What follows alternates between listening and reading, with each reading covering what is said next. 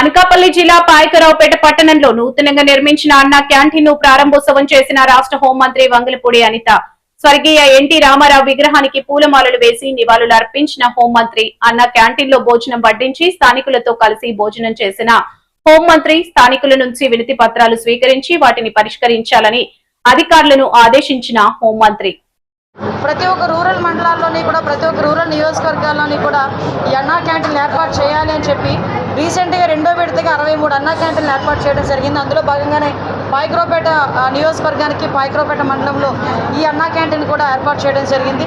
ఇది సుమారుగా 61 లక్షల రూపాయలతో ఇది నిర్మాణం కూడా జరిగింది.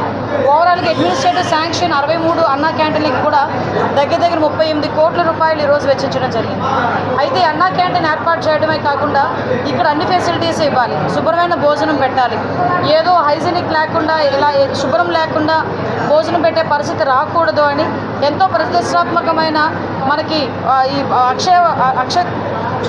అక్షయ పాత్ర వాళ్ళని కూడా ప్రత్యేకంగా దీనికి ఎండాస్ చేసి ఇక్కడ భోజన ఏర్పాట్లు కూడా వాళ్ళకి అప్పచెప్పడం జరిగింది. ఓవరాల్గా ఈరోజు ఎవరైనా పేదవాడు ఇక్కడ పాయకరావుపేట హెడ్ క్వార్టర్ అనేసరికి ఎలా ఉంటుందంటే చుట్టుపక్కల రూరల్ ఏరియా నుంచి మార్నింగ్ అయ్యేసరికి ఏ పనుల గురించో లేకపోతే ఏ షాప్ ఏదైనా వ్యాపార నిమిత్తమో లేకపోతే ఏదైనా కొనుక్కోవడానికో దేనికో దానికి రూరల్ ఏరియాస్ నుంచి చాలామంది వస్తుంటారు. చాలామంది ఇక్కడ దినసరి కూలీలు చేసుకునే వాళ్ళు చాలామంది ఉంటారు. వీళ్ళందరికీ కూడా మధ్యాహ్నం అయ్యేసరికి భోజనం లేక హోటల్లో తినే స్తోమత లేక చాలా ఇబ్బందులు పడే సందర్భం నుంచి ఈరోజు అన్నా క్యాంటీన్ నిజంగా వాళ్ళకి మా అందరికీ కూడా వరం కింద భావించాలి. ఇక్కడ 5 రూపాయలకే మధ్యాహ్నం భోజనం, అదేవిధంగా మార్నింగ్ కూడా టిఫిన్ కూడా ఏర్పాటు చేయడం జరుగుతుంది. అదేవిధంగా లంచ్ కూడా 12 గంటల నుంచి 3 గంటల వరకు కూడా లంచ్ అవైలబిలిటీలో ఉంటుంది. ఒక సండే మాత్రమే అది హాలిడే ఇచ్చున్నారు. సో అందరూ కూడా ఉపయోగించుకోవాల్సిందిగా కోరుకుంటున్నాను.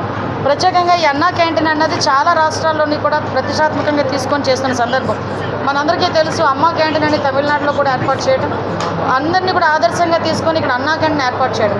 ఆ రోజుల్లో 2019-24 టైంలో చాలా వైఎస్ జగన్మోహన్ రెడ్డి సీఎంగా అయిన తర్వాత మేమందరం కూడా చాలా బతిమాలం లిటరల్ చెప్పాలంటే, పోనీ అన్నా క్యాంటీన్ అని పెట్టేసి మీ నాన్న పేరు రాజన్నా క్యాంటీన్ అని పెట్టుకోవయ్యా బాబు, అంతేగాని అన్నా క్యాంటీన్లు క్లోజ్ చేయొద్దు అని లిటరలీ చెప్పాలంటే బతిమాలుకున్నాం. అయినా కూడా ఏదో అంటారు కదా, ఒక సైకో తత్వంతో ఉండిపోయే మనిషి కాబట్టి జగన్మోహన్ రెడ్డి ఎక్కడ కూడా కరగలేదు. 5 సంవత్సరాలు కూడా అన్నా క్యాంటీన్లు నిర్వీర్యం చేసి క్లోజ్ చేసేసాడే తప్పించి అందులో ఒక పేదవాడికి ఒక పూట భోజనం పెడదామన్న ఆలోచన కూడా రాలే.